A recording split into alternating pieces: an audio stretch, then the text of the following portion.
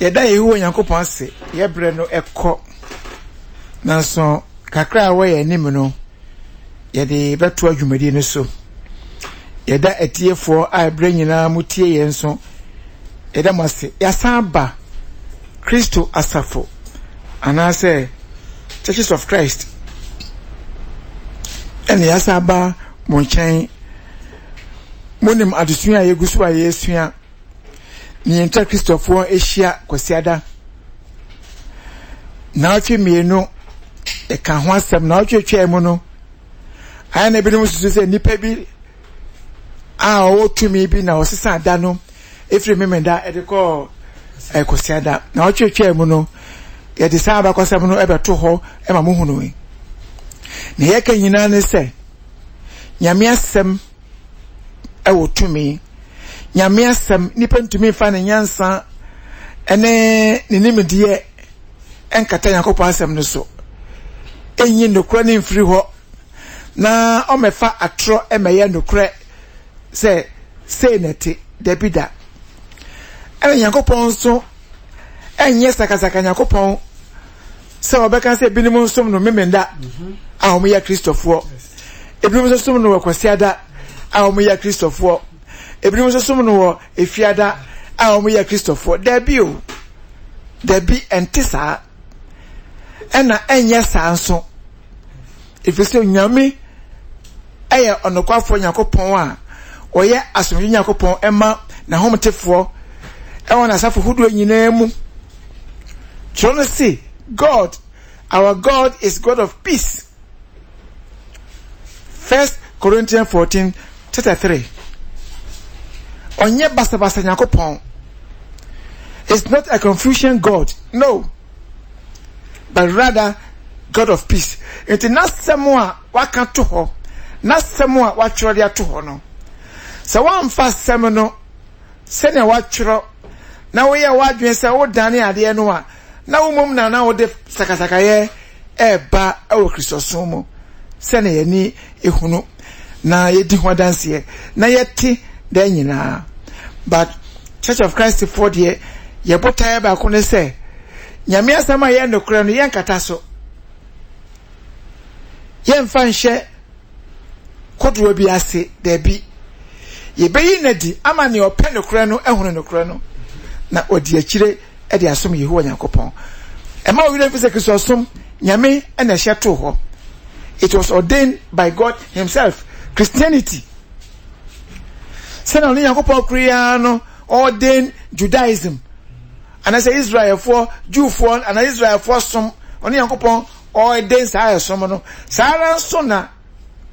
onam ne tumi so na Yesu Kristo ene ho kronkron so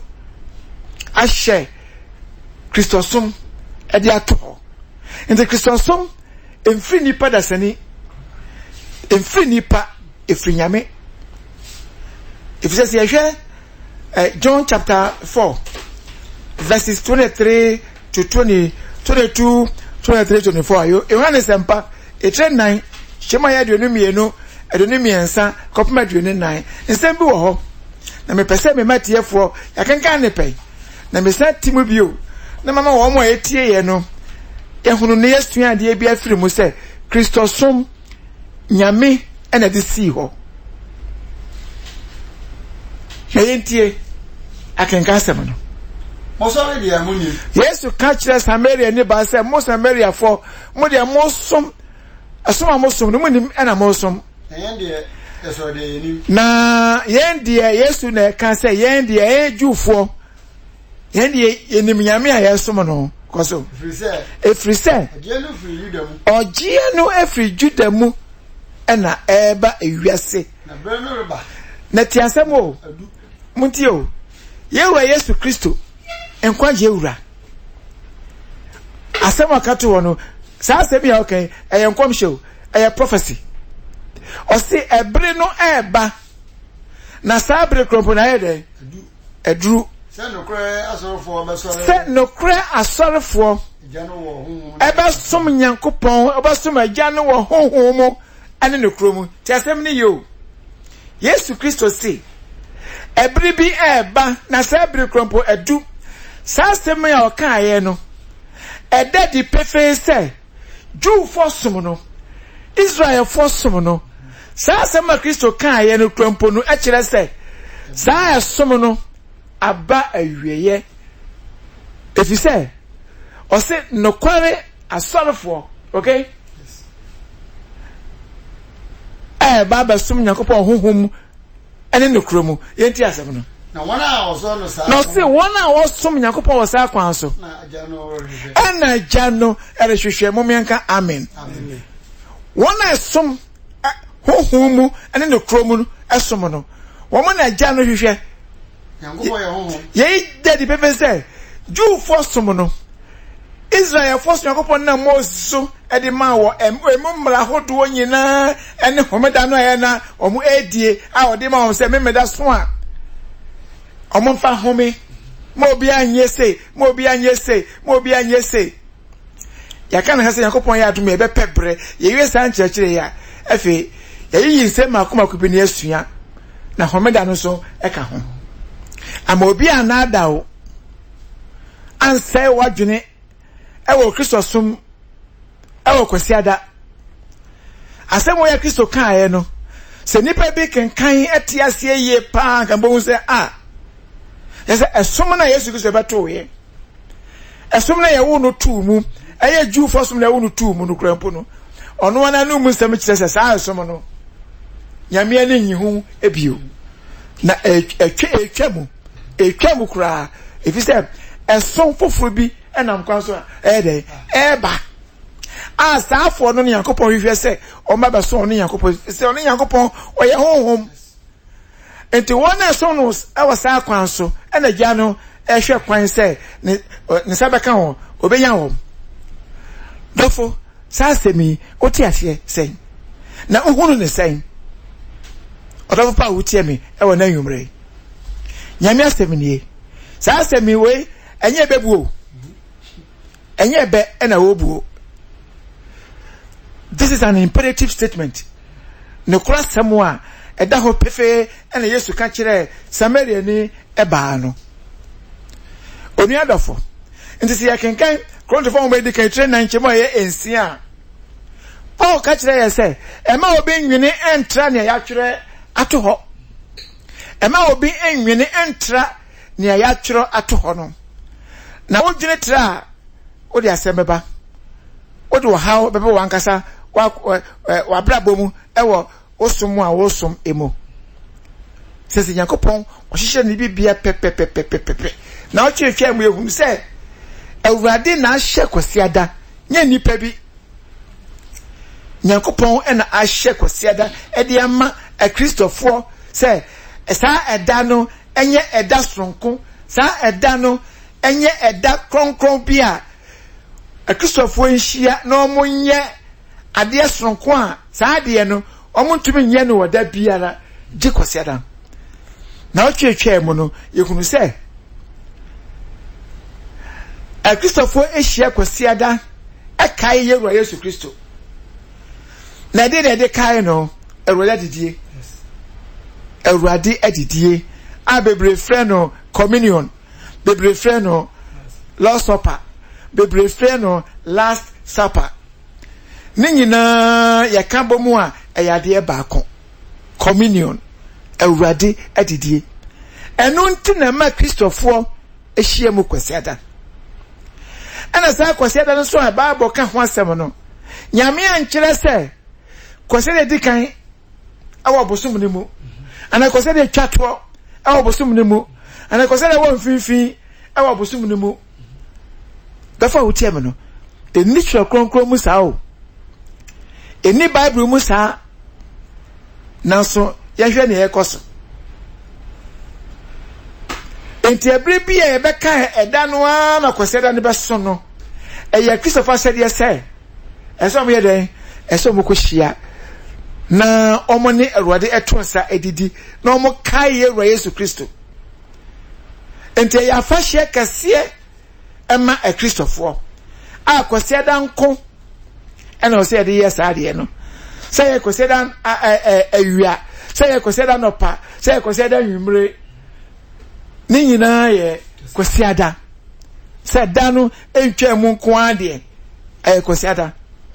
yakopon sa Kristofo ehia na yanka ya Awurade ni wu a odi be wu ji yen efiri ye boni mu enam communion so na Kristofo ko hia saa ye woni me bebre ya ye de ka saa communion no a ye die no ye koye no eho ebi ni san say ye hia de Bible say ma ye yan pa boda enta Kristofo hia mu a o say ye de o say bompa ye say ye hia de ya tonjom ekanfo Yakopon eda Awurade ase say ya hia de yesu anyame asam yiti nyamsam yiti afutuo say ya hia de and yetumi yi bibi e de boa ye boa no ne de boa asafo no ne de boa won ma woni bie meka collection say ne me nyina kan yasom no ho but bibi ti say collection bibi ti say enjuma yeto bibi ti say empire yebo bibi ti say baba dusu ya yesu ana futuo say na me de ibetumi aye ne ebre biara eye edwada o eye ebrada o eye kuada o eye yawada o eye efiada o eye memenda o ibetumi aye say na me nyina awa brebia communion Awurade didie no nko ene ye ni kwan se ye bedi ni saa enade mu je kwasiada onadofo ne me pese me kan se bia man kire mu ye amane otie no wante ase yi a na dwe ba ye se bia kwasiada nko na o se kosua Bible ni kwasiada twa mu yesua Bible ye kwasiada nko na o se ebompa ye ni kwasiada twa mu sorry yentumi hie mompa ye there be entesa na mom ye hie mu a ni me bi etesa no ye de kan yesom eho ye de kan ho ye tonjom ye bompa ye yesua Bible ye yisika ye sanso ekaye Awurade ni wo na obewu ye ni communion na say ni ma na kan ho krempo no ekwan ba ne ye fa so eyo. If you say Bible may say Acts chapter 20 verse 7 I can kind last week na yesan esisibio Acts 20 verse number 7 Acts 20 yeah asma fu nyuma itaje no nchema ye enson mo wa yenti Yakopon asem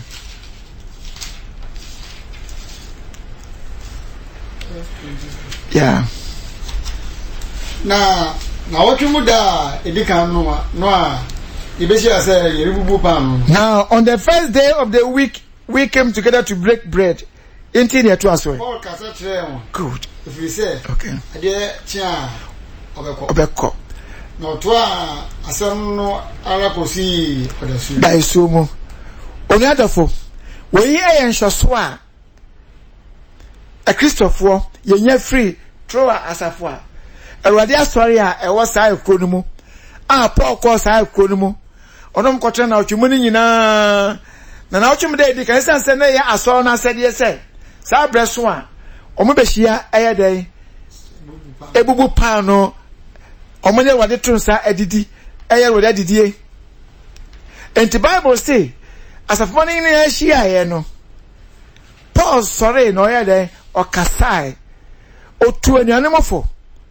oka nyamesam ekire wo o kire wo nyamesam eni ti da ma ye nso so se hie kwase ada se be fa communion na o se esua Bible o se esua Bible o se yetie Onyankopon de asam oni adofo ye misa se hwana wotumi so di anim o baba dusua mu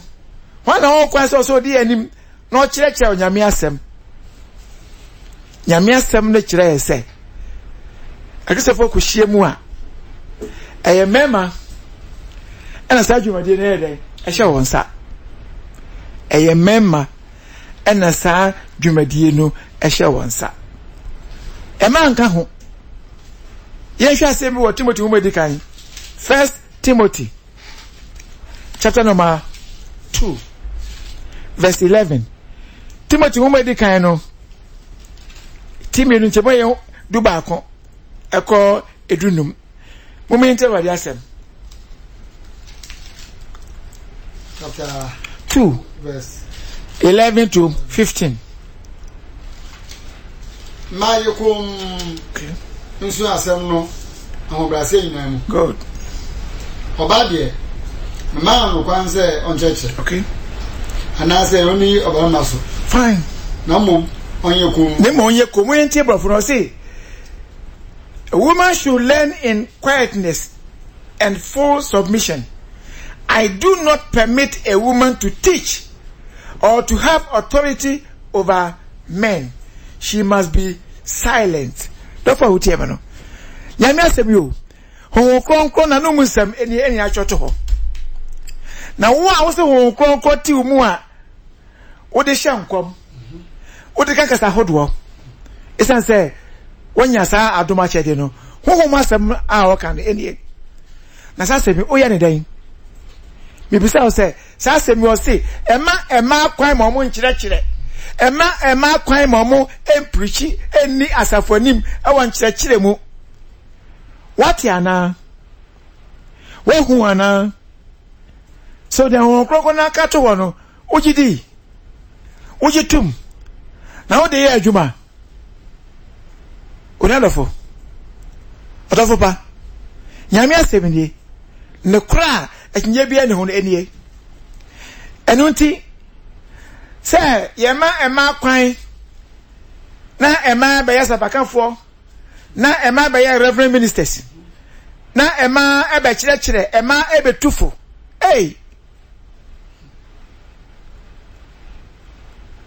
enti nyame asem a waka to wo pefe no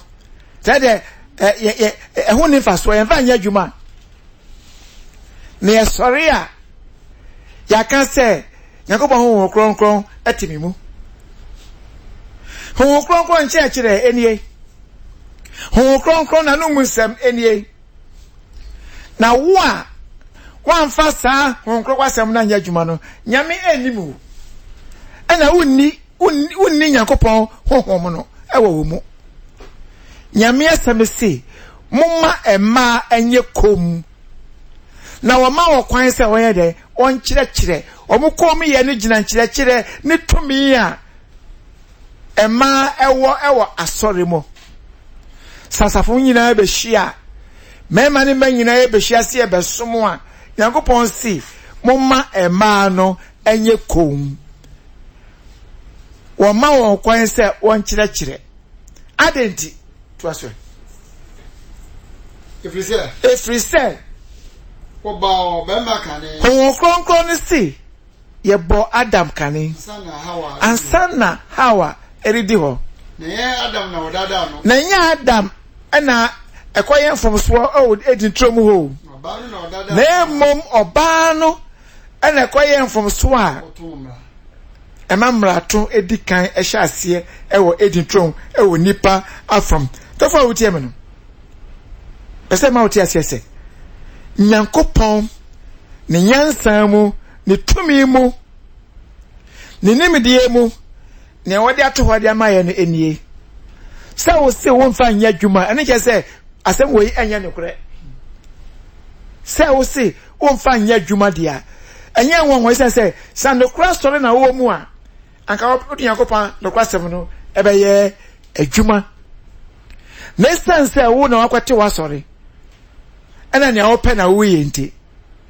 ena me obu ani agu yakopon do kwasem so na wo ye dia ope e wa sore mo enya wanwa na no Kristosu mu no Kristosu mu uwura mu a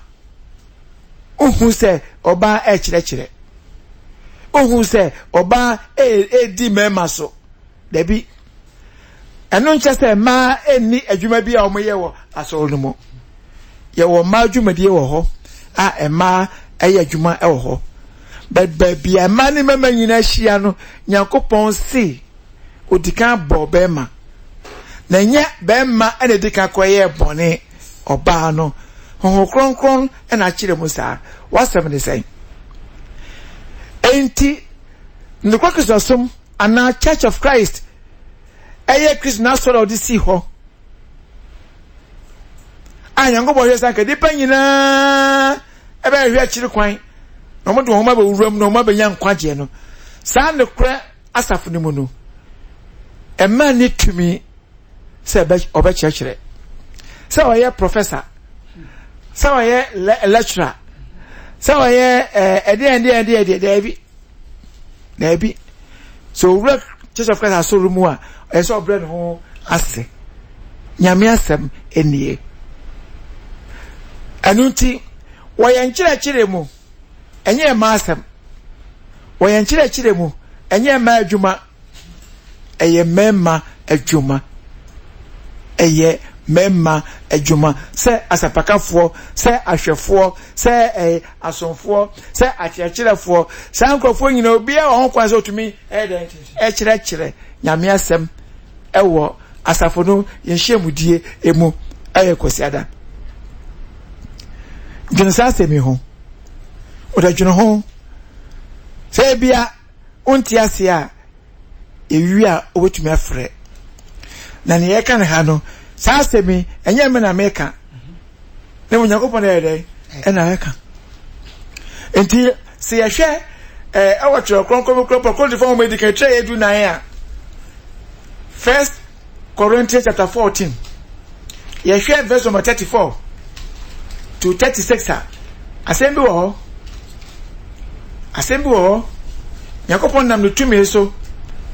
ɛka kyerɛ asafomam a ɛwɔ Korinto asafo no mu emu mmaa no nyame hyɛ wɔ nyame kase bi kyerɛ wɔ moma yɛntie ɔse sɛ moma mmaa wɔnano moma ɛmaa no ɛnka wɔn ano ntum ɛwɔ asafo mu na ɔmaa wɔn ho kwan na ɔbaa deɛ yɛma no kwan sɛ wɔn kasa na mmom moma wɔn ho ase wɔn mmerɛ wɔn ho ase sɛnea na ɛwɔ mmara no mu wɔn mpo Paul ɔka bibi fa Jewfoɔ som mu ɛwɔ Israelfoɔ som mu kura mpo no Israelfoɔ asɔfodie mu ɔbaa yɛ dɛ ɔbaa nka ho Lewi asɔfo Lewi abusua no ɛmaa wɔm na Nyankopɔn nka sɛ saa ɛmaa no ɔmmɛka asɔfodie no ho dabi nyame de mɛma na ɛyɛ n'adwuma ɛno nkyɛ sɛ ɔbaa ho ni mfasoɔ ɛno nkyɛ sɛ ɔbaa ntumi yɛ biribi dabi o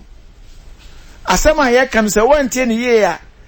ayɛ na ebinom so o Yesu Kristo bɔ wusɔre yɛ na ɛma na ɛdi ka kɔ hu no nti ɛma na ɛdi ka kɔ hu nti ɛma wɔ kwan sɛ ɔmo sɛ ɔkyerɛkyerɛ ana sɛ ɛma na ɛdi ka kɔ hu no Yesu Kristo sɛ wasɔ afiri wufu mu a nti na ɛsɛ ɛma ɛyɛ asoɔden na ɔmo kyerɛkyerɛ na ɔmo kote Nyankopɔn asɛm a watɔ ato hɔ no bɛfa wo tie me no ebi nso asɛm ne so Bible sɛ Kristo som deɛ ɔbaa ni hɔ bɛrima ni hɔ akoa ni hɔ ɔdehyɛ ni hɔ saa asɛm yi a Bible ka yes Paul ɛkyerɛ nkwagyeɛ Paul ɔkyerɛ Nyankopɔn nkwagyeɛ a Nyankopɔn de aba ewiase ɛnam Kristo so ɛde ɔhɔ ma opiaa sɛ oyɛ ɔba o sɛ oyɛ bɛrima o sɛ oyɛ ɔdehyɛ o sɛ oyɛ akoa o sɛ okɔ sukuu o sɛ wankɔ sukuu nkwagyeɛ ne deɛ ɛhɔ asɛm a Paul ka ne nie asɛm a Paul ɛnam hɔkronkron so ɛka no ɛnie na saa asɛm yi nkontie ne hɔkronkron na yi akyerɛ Paul sɛ ɛma emu ɔma no na ɔma ɔkwan sɛ ɔyɛ dɛ ɔnkyerɛkyerɛ ɔnkasa nkontia ne san sɛ yɛnte ase a yɛwɔ ebinom sua Bible na ɛhwɛ Bible no mu yɛhwɛ nneɛma nsɛ bi wɔ Bible mu na yɛde ɛfoa ne ayɛyɛ ɛsɛ deɛ yɛyɛ no ɛyɛ Bible mpo ka saa nti ɛyɛ nyame nyɛ sakasaka Nyankopɔn nyame ɔnyɛ sakasa Nyankopɔn ɔyɛ asomdwe Nyankopɔn sɛ yɛdi kan ɛkenkan yɛ ne yɛka ho asɛm no enti ɔse ɛmaa no emi wɔn ano toa so Trust me. Yes. Okay. Na so pese wo sua bibi. No pe bibi kro posua. Wo mi say won ankasa. O mi say won ankasa kunu wo fie. Fie. Kwase. Efri say. Eye fere. Eye ni wuo. Eye ni wuo. Say oba be kasa wo asafo mu. Oba kire. Edien. Paul na Yankopon asem. Ho konkron na ebisa asafo ma na wo Korinto say. Edien a ema mo Korinto. Ana mumu Yankopon asem ni firi baaye. Ana say monko na asem ne beto wo mo. Kese na bibi koso asafo ni mu Korinto ha enye papa. Ete ho konkron na Paul so kasa kire sa ema no say edien ana mumu Yankopon asem ni firi ba. Eba ye ana monko na asem ne beto mo. To aso se obi pese oye odifo ana huhunu nia. Good. Ohunu se. Okay. Dia meletire mabramu yi ye ewrade asede. Asede koso. Na se obi huhunu ye ya Yankopon so huhunu. Enti asemu apo ka kire omni se. So obi si wo ye odifo ba. Na Yankopon ho aduma chede a odi ehye nkomo a. Paul say sa ni pa no hunu sa asema me ka kire mo no efi Yankopon. Na ne wo mu sa asem no won tie sa asem no ono so Yankopon hunu se oye ne dia asem no aka wi asem no wasa no won se kan bi sua bibi awo Bible mu se Yankopon asafo ni mu empaninie e ma nan kan ho ye ni eba oba reverend minister ye ni oba reverend pastor bibi sa ni ho ye ni oba reverend apostle eni ho therefore otiema no ye ni oba deaconesses eni ho eni Bible mu nanso hwe ne yekoso wiase ye wo Yankopon hu ye mobo na omoaye no mie ya adwene mu o mie ye ntiase mu na o mie ye ni na se bia wiase ko ni bia amafo bi dikristo so mo no enam no dabi o dabi eho aya tro kra a wudi akira obahwiase na sanso na nipa bebra ni je ho but yenso yen fa no kro ni se de biara da enti ye hia mu a yesua bible eno akiri kro posi ye hia mu so a ye bo empire we pray na hwanam na so omudi anim e bible hwanam a si ye hia mu a ye empire bo mu no etisen e kwan be na o se e fa so e bo empire na ye mo empire ne sen nyame ahihye ne bibia pepepepe de ato ho e de ama ti Yankopon asem Timothy wo medikan etimienu hima ye wotwe e Christopher ye hia hwanam na so omudi anim e wo empire bo mu enti akenkan no enti the person marama bo empire wo maina ma za ehotie so a afogo ana ehiniye mamu. God. See, I want men everywhere to lift up holy hands in prayer without anger or disputing. See, Bible says Christopher Yeshua memma and I say a DNM our day our Bible. Memma and I say DNM. This is God's instruction. This is God's command. Nyamene meranie we enfri nipa hon kronkwa asema wakato woni enie so pese memma di anim e won Bible e manka ho na so ene ede na yehunu ede na ekoso e wo ya safo hoduo mu e wo yesu mu ede na ekoso enye nwanwa isese oba no na wate na sori ono asori ere dia. She is the founder and the leader and the head of that church. Nti so oba no empire o anyi fa no aka ho asem say David esa say ye pen no kurenti ene ye pese ba hwia no kure na nokro na ya po nokro na ya to atwene no nia ese na efeta ye no ene ye netua a ekoso no enye nwanwa Nyankopon poka to wo say esense nokro ne ba ya ya to twene ya ya ni akire no onu ya asafo ye wo Nyankopon soma na da emu odin ayede ama na aba na nipa agi atro ayede edi entenye nwanwa ba ni nyina mu no onua dofo a wotie me no esense eweye nya mai na ela so tie ase na adwesa kra ho ma nipa nta da nyina ne ka hye se tie nkyerɛkyerɛ no na wotie ase na wogidi a som na fasom Yehowa Yakopon sawadwene free atro nkyerɛkyerɛ ne atro asom ene atro asɔre a wodo ho akwahye mu no anyesa daati Yesu baka je say free soko minimu wa wo ye de antene ese nya wo ye nyina no antene anso ani ti Yakopon wonimu Yesu akato ho na ne waka nso ebe ya adwuma ebebam tofa wo tiebe no enu ti no kra a Christopher ye hiemu a ye bompa ye nkyerɛkyerɛ yesua Bible ye bompa ye wonum nyina aye Nyankopon na kwan a ode ato ho ye mpa ebon so Nyankopon osi ema ye kasa ma ye kasa hunu wo ye mpa ebomu osi dede na ye wo mpa ebomu na nkyese Nyankopon ebia owa kyerɛkyerɛ no ho anto osi etiatia mu enade na ye hunu mpa ebo adane nsambo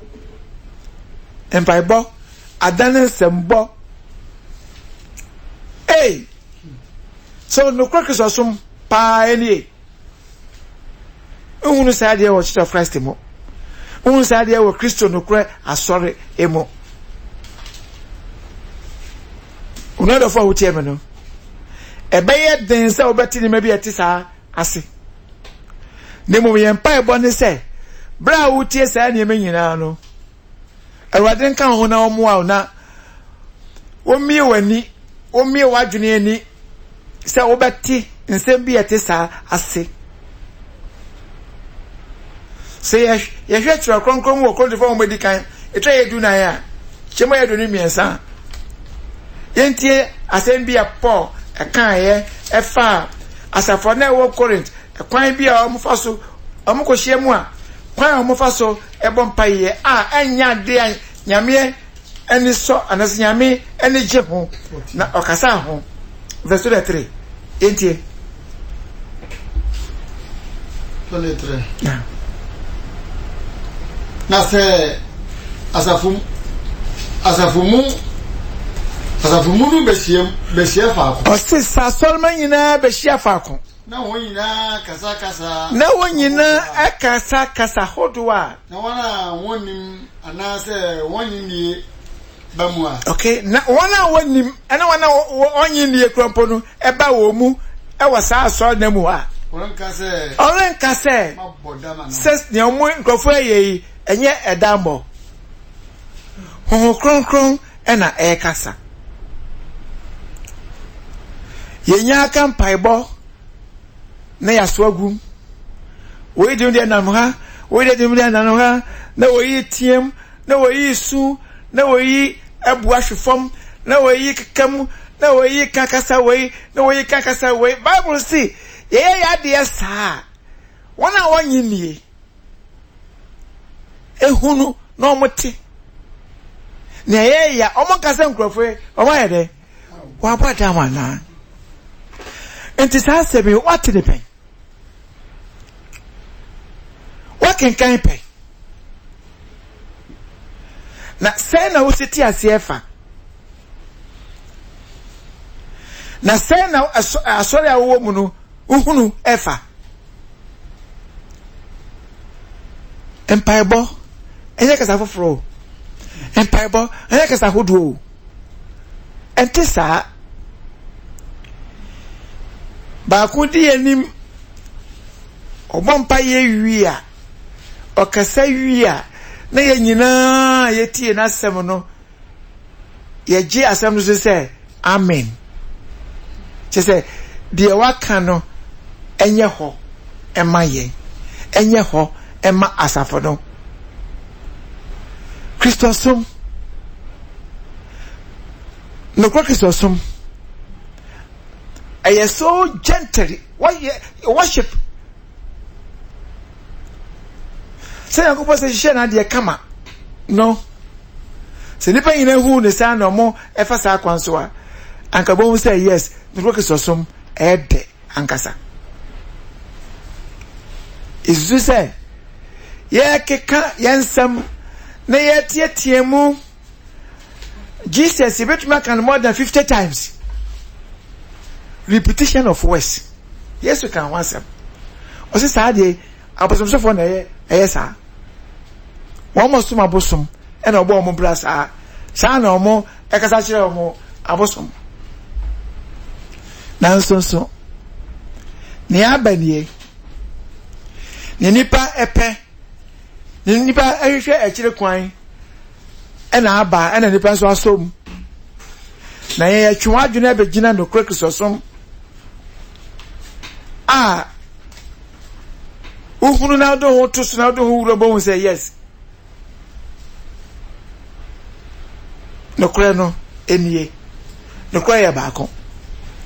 Enti no kra so mu no, ye mpa ebo mu no, ye nkeke mu, ye mpa ebo mu no, enye de dasem. Babu po Yesu pa ka kire se, siesi ye bo mpa ya, e ma ye ntie mu, te sa bosomsofo. Ma ye ntie mu. Na nipa ba ko a wo hye wo dan mu. Na wo bompa ye kurampo no. Wo ma wa bontin nyina ti ne yakoso. Yesu se wo yes adia. Wo saka wakatua. Okay? Deda na wo yefu Yakobon che. Nya dia wo sabede. Wo sabeka. Wo se wo wura dan mu se wo bompa ye. Wura dan mu na topono mu na kasa ewo kukuwa mu. Na nyame a oye honhom na wonim kukuwa asem no. Obekti wasem no oye bisade ama. Na nyese ye tie mu. Na so de na ye hunu ne asifisi Yakobon no o wachira chinto se ye tie mu kase. Na wate. Oh. Ayra hosam. Na ye nwanwa. Isan say ye mpa no kure. Ene ye mpa se be di no kure chiri. Ene ye mpa se ba hwe no kure. Na ya fa so so Yakobon ti. Sa na beba. Enti we mpa ebo mu so ni ma bi saa communion ne de because me ko se de twa mu no me de twa mu no e di hu nkobo obi biara ya bonasu se o ye oba se o ye bema Bible says say ni pe wo kwan se obefa communion no ye ni krofo a omo efa ene ye ni krofo a omo de omo enka ho da bi o eye o Kristo ni biara asede eye o Kristo ni biara asede yese one wade batun sadidi le anka sem bi wo konto fa mo medical try edu jemo edu nsia 1 Corinthians 10 verse number 16 enti asebi wo 1 Corinthians 10 16 yeah Jirakuwa Yesia so okay no iye Kristo moja no ayankoye ana koso panwa ye bubuo no ye Kristo nimpadua ayankoye ana okay anam se panu no ye baako okay okay nyana ye bebre no ye nimpadua baako good na yen nyina di panu baako na bi communion no sane bi mu susu se nkrofo bi omko heaven omka 144,000 no omko na so omudi communion bibi se ndi sure kron mu akenka wo ye kenka ye no se wotie ni ye ya to aso kenka ni bio sisi bio Njira kuwa washira so. Why no aye shira so ne ye nom no. Moja no ayonkoye. Bible no say aye Kristo ne moja no ayonkoye ye ne kan bom. Eno aye gubo no ye Kristo. No so aye Kristo ne padua. Bra ye nyina ye kan bom na ye die no. Ye ne nya ayonkofa. O se pan no ye baako. Ye na ye bebre no. Ya bom ye ne padua baako. Ye nyina di sa pan no baako yara bi. Ne waware ne yire oye ne ho ade wo fie ebusemi nyina agi atum Bible sisa ne pe no wa boss no on kwa atumi efa communion bibi ni Bible mu say so mfa na ware mpie asori fie na ye nhira na ware so a oni kwa so be di communion bibi say ni ho na ne waye ne ho ne yire ho ade wo fie waye bibi awia busemi nyina agi tum say ne yire nie no fa na yire MP asori fie ompie otanim ama asofo nhira na ware suti oni ko so be di communion ha na fe won ogu abontene ko ma ne mrante no a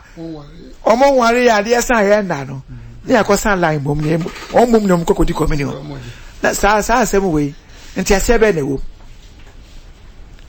eno na so class fo ye kan so say hey mo kasetia e bi ni ma sorry adofonum ene oni adofo a wotie ye no nyame asem a ye no kure no eni o nyame asem no ye no kure no eni communion no chokronkron se manipa bia so no ye de enhwe manipa bia so no ho hwe nyame abie kwato wo se o Kristo ne bia won kwa so tumi ne awade tunsa edidi ne mo hwe se etisan dofo wotie me no nyame asem ne ye fa communion ye di pan no ye nom ede wine no Bible na nka se ye fa pan no mo wine ni mu ne fa manipa no na sofo no ko no wine na ade aka eni chokronkro mu o si ye di pan no ye nom ede wine pan no jawo ma ni pedua no ni moja so jawo ma wine no do fa otie ma no o si ye ni na ye nom wan ka se bi ni na bi so ye dai e bi nom na so ne ye koso enie bibie ni Bible mu se fa pan no bo wine ni mu na fa hye ni pa no na no mu da bi na so ne ye koso ni eni pa so penesa nipa ja tumu sa isa sa na soro no eye edika ka chamu say communion ye nini bosum ye dikan ewo ekose ne dikan obosum ne mu ana ekose ne twa to obosum ne mu da bi ebri bia e be kan na no am ekose da no be de e be so ni ntire me ye ko so le kose da enti mu amusu se communion ye di o si ye di no kose da ye dikan ewo na bosum ne mu no andi aka nana aka no montra fie awon ye za boko aso dem awon ye za boko asore but no kroko so sumu no ohunu sa de no se yakopon de pa no a yesisi wa aso dem wo ma lewu asofo ebrebia omukọ aso dem omodua ne omu edie ba yakopon ka kire omu se memenda bia omunye sa pa no foforo ewu ho enti every Saturday bia sa de no edugo ma sa asofo no sa na so sumu so chiro no si ye nyina ya asofo ya asofukuo enti ye nyina ye ni pan no na enom wine no ye bre aso akasima edu na na otwe nonkron abo ye nwie ye ma ye nwumto eho ye ma ne ma bi aka wo yesu mu nyame ya aduma na otwe se ne ye besa do peto aso demum ye be ja 10 minutes no na wa pesa ubisa bribi ye ma nwumto ho ntia ne de ubisa ho asemo a ye nya no ni ma bi aka ya mo boso no be de ya boboso ya ka ho asem no ene obetuma bisa ho asem sa won so wo bi a o ka e de atoso fine be ya kan yina ne say e ma obi nwene ntra ne ya tworo atoko ma nwene ntra ne ya tworo atoko